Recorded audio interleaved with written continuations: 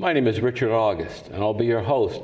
Our guest is Derek Armey, a partner and portfolio manager at Strategic Point Investment Advisors with offices in Providence and East Greenwich.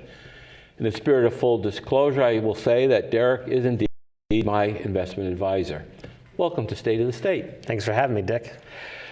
The marketing manager at Strategic Point, Laura Bard, joins Derek in a very entertaining podcast called The Novice and the Nerd that makes esoteric topics such as cryptocurrency and modern monetary theory understandable.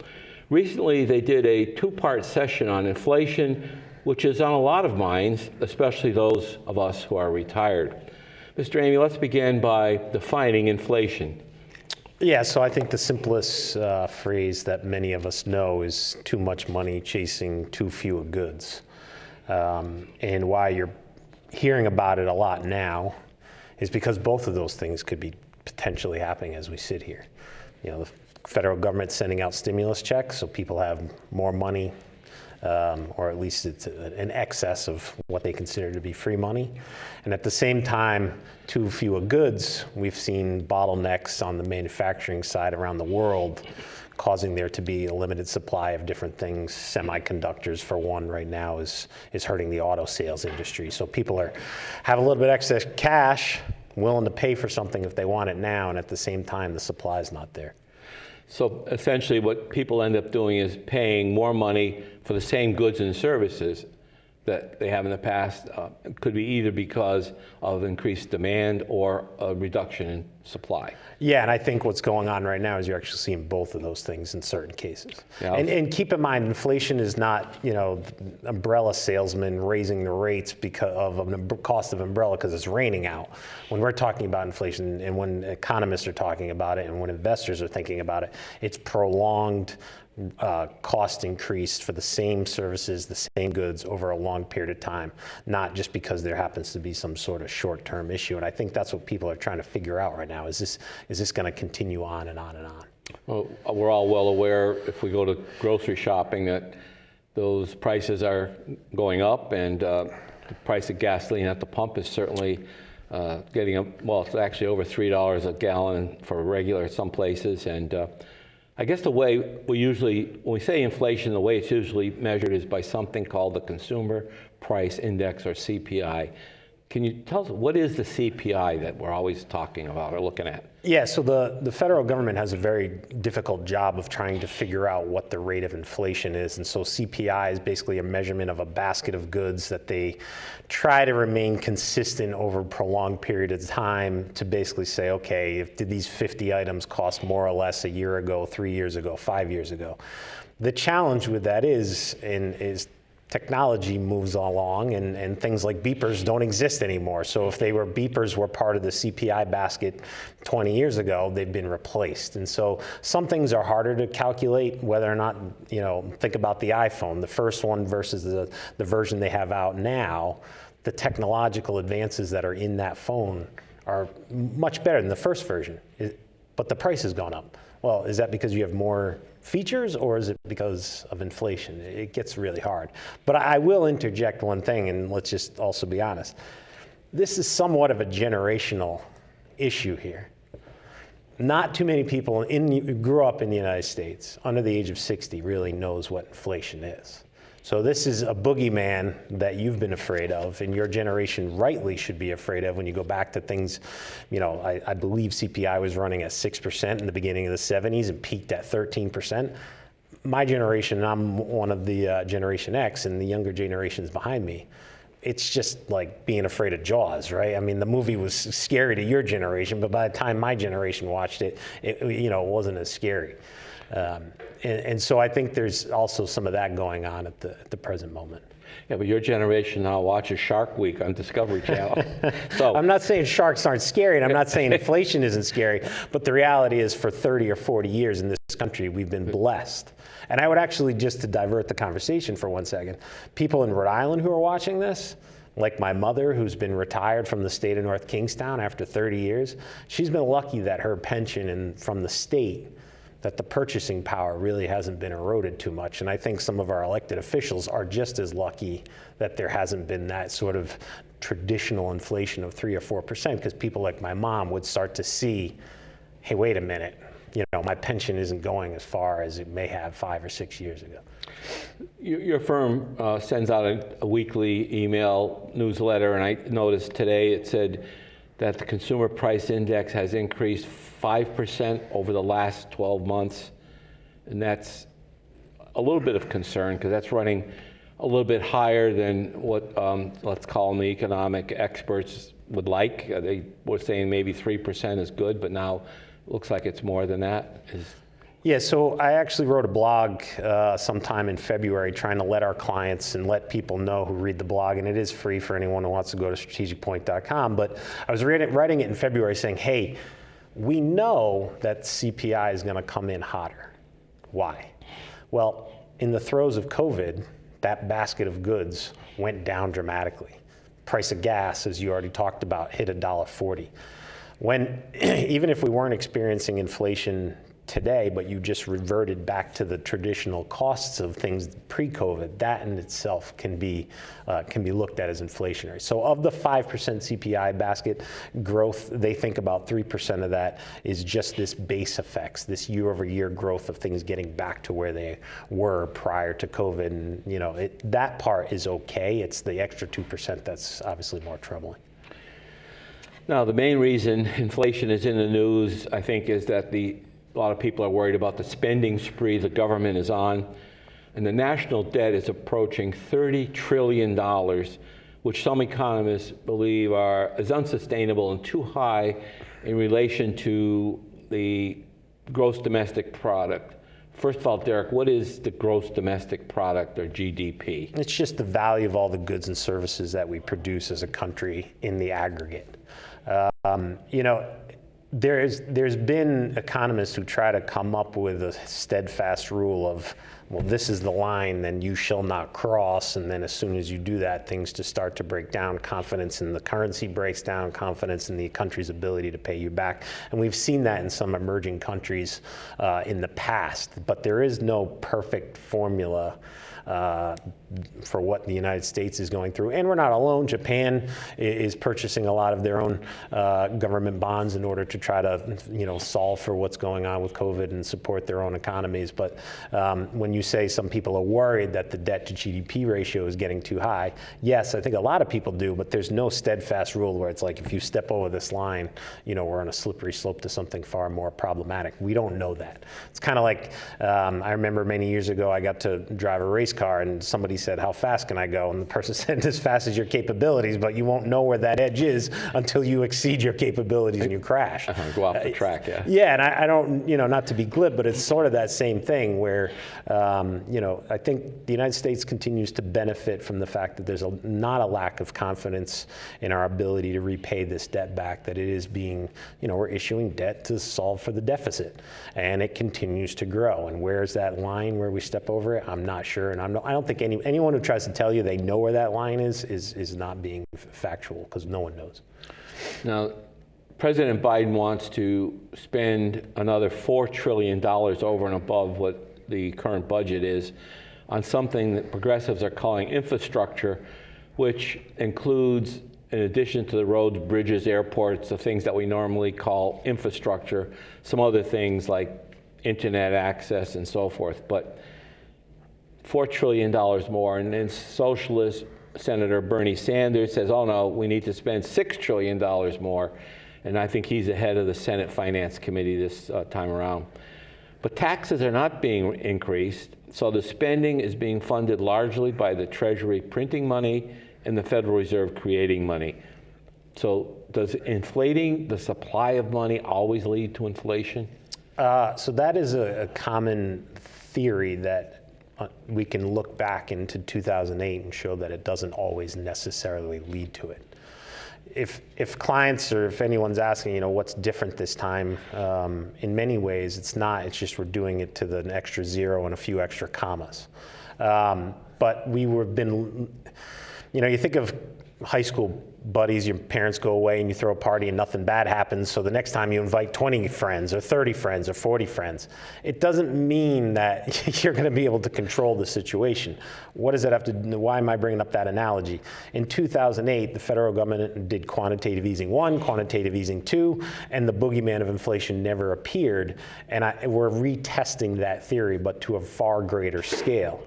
I think one of the key differences that I would impress upon investors or your listeners or your people watching right now, back in 2008, President Obama sent all of us one check for $900, but the majority of the stimulus that was supported back then during the great financial crisis was really to shore up the banks, and the money never made it into the consumer's hands.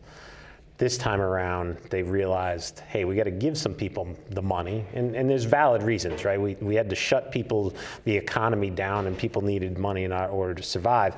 But putting that money into the hands of people who typically want to spend it is what's giving people some cause. So just to repeat, in 2008, the money went into the banks, and you never got the velocity, right? When you talk about inflation, the velocity of money is part of the equation. Just printing dollars doesn't do anything if they don't find their way into the general economy. And in 2008, they never did. The banks just sat on the cash. People were not demanding loans. We know that the real estate market was obviously in trouble, so people were not buying houses as much, and you never got the nasty boogeyman of inflation.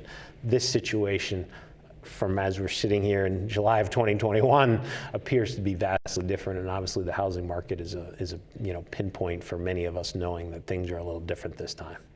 You referred to quantitative easing, and I do recall that initially the idea was that it was supposed to be used to bail out financial institutions, not just banks. Many investment banks and went under or were acquired by other institutions. But Obama administration began to divert money to, for example, the automobile industry in addition to the financial institutions. And I know that, for example, General Motors Acceptance Corporation, which was the financing arm of GM, became Ally Bank. Yeah. So, okay, now you got bank. So I'm not really bailing out you, automobile company, to bail out this bank. So it is a little different than putting money in the hands of the consumers directly. Yeah, if you remember Cash for Clunkers or the CARS Act, super powerful, and actually you saw automobile sales spike during the middle of 2008, 2009 when that was passed, and then they come crashing back down. There are some who would say we're not going to see inflation in the United States because once we get past extended unemployment benefits, now that the stimulus checks are no longer being sent to consumers, it'll be a bigger version of Cash for Clunkers, but you just have to get through this. I'm not sure. I'm not sitting here trying to make a prediction on which way it's going to happen, but I can at least understand the logic that that the federal government assistance does appear to be coming down the backside of the hill. And, one of the other things in history is, to go back to the Great Depression, that really changed people's consumer habits for generations. And we know some people came into COVID, their finances certainly weren't in the best shape, and being forced to stay at home and maybe not consuming as much, does that have a long-lasting effect? I don't know. But if it does and people stop spending as much as they did pre-COVID, that does have an economic impact. And just sending people more and more checks will slowly lose its efficacy because people won't feel that need to consume. And if I could just add one more thing, you can look at the savings rate. So the federal government puts out the national savings rate for the average consumer, and we are at elevated levels. And everyone's saying, well, that's dry powder. That's money that's going to get spent, at Narragansett Beach on a sunny day, or if we ever get one, wherever the case might be. But people are saying that's all money that can find its way into the economy. Well, what if consumers say, you know what? I don't want to go back to where I'm living paycheck to paycheck. I've balanced my budget here, and I'm going to sit on a couple months worth of money. If that happens, we'll start to see some price pressure come down. You use the term velocity of money. Let's explain that for the audience a little bit. Yeah, I think the easiest way to explain that, even with going back to the first stimulus check, when President Trump passed the first stimulus check, those of us in our office were like, it wasn't really stimulative. if the second and third stimulus check, if someone mails you a check for $1,000 and you go and you have a nice dinner and then you buy maybe something, at a local store, then that person goes and spends it somewhere else, and then they put gas in their car, and then that guy buys this and this and this, and you get this multiplier effect. The federal government tries to measure that velocity of how much is that $1 turning over. And what we saw in 2008 was that the money was just sitting in the banks and people were not spending it and they weren't demanding it. Velocity has obviously picked up of late compared to the throes of COVID, but is it sustainable? We're just not sure. But yeah, velocity is just how much $1 turns over. The other term that is worth explaining too is the term M2, the letter M, number 2. Yeah, so another government statistic, and there's a ton of them. You can go to a website, it's FRED. Don't quote me on what it actually stands for, but it's put out by the St. Louis segment of the Federal Reserve, and they try to measure all these things, and M2 is just how many dollars, not only the ones that are in our pockets, but the coins, and then how many savings deposits, which is basically how much money's in your checking and savings accounts. And it's trying to measure how much cash is actually in the system. But if that money doesn't get spent, then the velocity goes down and you don't typically get inflation. Okay. Now, one of the... the counter to inflation, deflation, is very, very scary and can be extremely hard to pull out of. Why would I buy a house today if I know it's going to be cheaper a month from now, 2 months from now, 3 months from now? And the psychological damage from deflation is much harder to fix.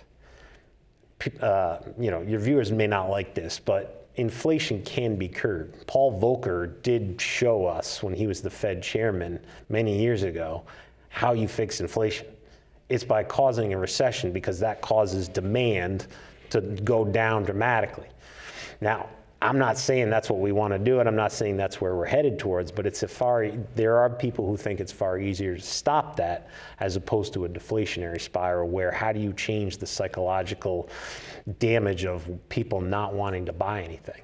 Yeah, except you have to have political leaders who are willing to bear the thrust of the effects of a recession. That is an extremely, extremely fair point, and one that I would recommend people think about, which is, do we have people who are going to be willing to make those hard decisions, or do we have elected officials and the Fed Reserve itself who keeps trying to thread the needle every time because nothing bad has happened in the past? And I think causation doesn't always equal correlation, and just because we didn't have any inflation following 2008 doesn't mean that you can invite 30 more friends to the keg party because nothing bad happened when mom and dad were away the last time. And you only had 10. Yeah, and you only had 10, right? And it was 10 friends that you could trust and respected your property. Well, you keep doing this, you're pushing the limits. And I'm not saying that something necessarily bad is going to happen, but don't be overly confident just because nothing bad happened the last time.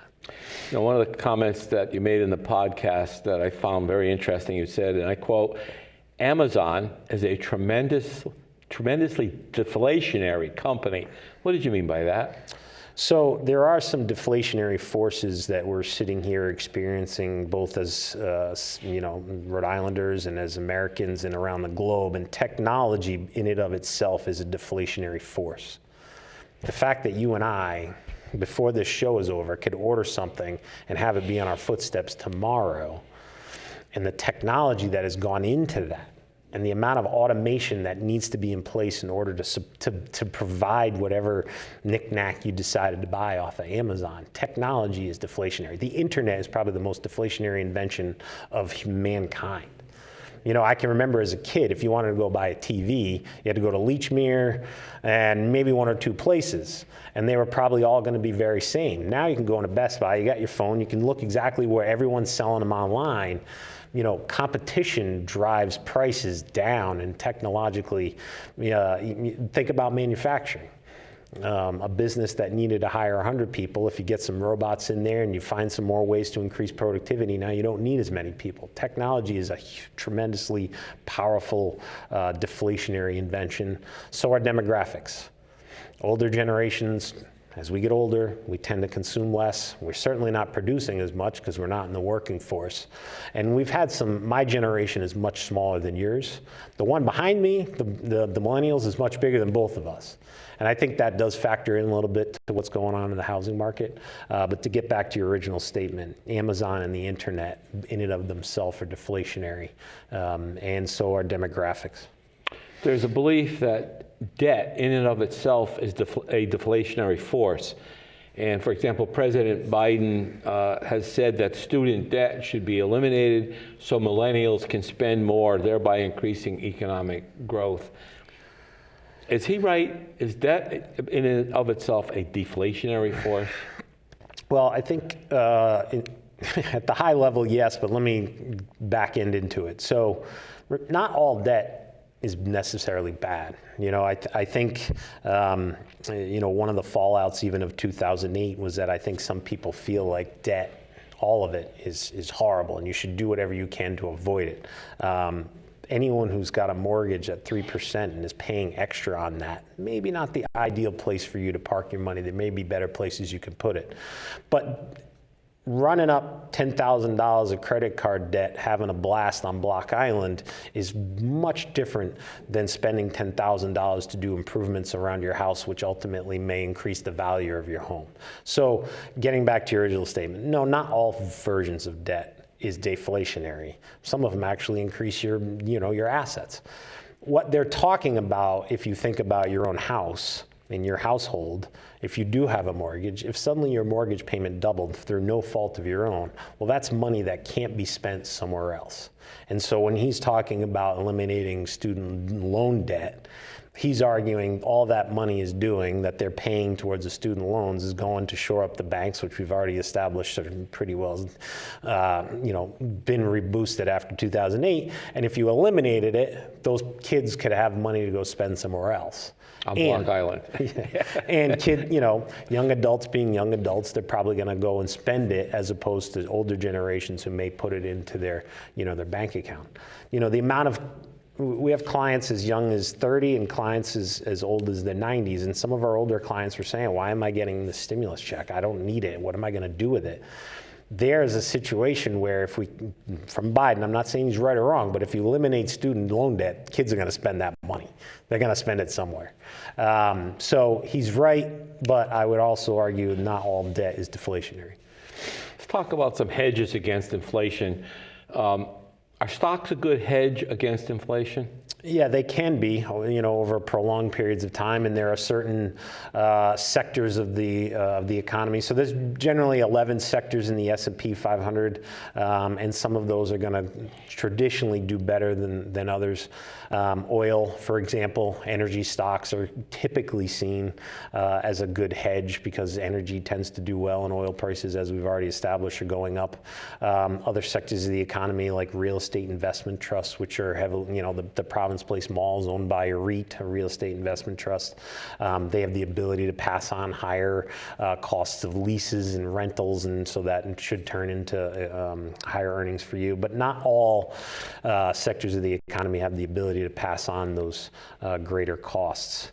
In terms of other things that are traditionally looked at as hedges, your house, oil, commodities, and I think if any of the viewers are of the younger age, this is why we've been hearing so much about Bitcoin, because it's really glommed onto a couple of different things. One is the fear that the Fed has printed so much money, and once that money comes in, it's devaluing the rest of it, and here's a currency, quote unquote, that has a limited amount. And at the same time, you can buy it on your phone in about 3 minutes, and it was going up and up and up. I think the jury's still out about whether or not cryptocurrency is going to prove to be a hedge over the long period of time. That's a whole different subject that we could spend a half an hour talking about or more. So yeah. I don't want to get too much into Bitcoin. And it's changing so rapidly. By the time this airs, it could, 10 things could have changed. Right. Now, we see a lot of us who see these ads on television by the precious metals companies telling us to take gold and silver and go get an IRA that's backed by gold and silver. Are precious metals a good hedge against inflation? They have been historically, what's interesting here as we're sitting here in July 2021 is that gold actually has not performed as well this year as one would have expected. I'd be remiss to mention, if I didn't mention, I'm sorry, the fact that the bond market, which we really haven't talked about, the 10-year right now is yielding around 1.3%. We're sitting here talking about inflation, and yet the bond market is telling you we're not that worried about it. And the reason that gold hasn't been performing as well is because it's kind of following what the bond market is telling you. One would think that you wouldn't want to lend anybody money earning 1.3% if the rate of inflation was going to be 3%. I mean, my 4-year-old son could figure that out. But yeah, to get back to it, commodities tend to act as a natural hedge.